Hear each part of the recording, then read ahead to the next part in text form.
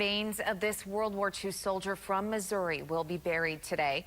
The Defense POW MIA, a county agency or DPAA recently identified the remains as U.S. Army Corporal Julius Wolfe. Reagan DeTrolio is live this morning at Green Lawn Funeral Home, which is overseeing today's service.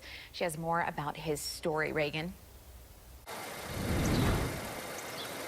Well, Jackie, like you said, Green Lawn Funeral Home North here in Springfield will oversee Wolfe's service, which will be in Liberal, Missouri, where he was from. The Army says Wolfe was killed in action back on June 6, 1944, or D-Day. Now, according to the military, the infantry ship he was serving on burst into flames after it was struck by an underwater mine. This happened as Wolfe's ship was heading toward Omaha Beach in Normandy, France. He was only 20 years old at the time, and Wolfe's case manager told me just how complex it is to identify remains that old.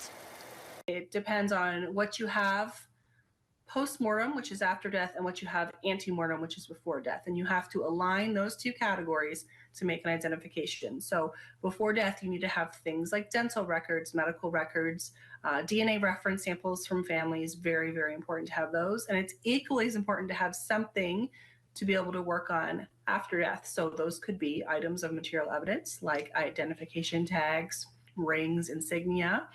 Can also be teeth and skeletal samples.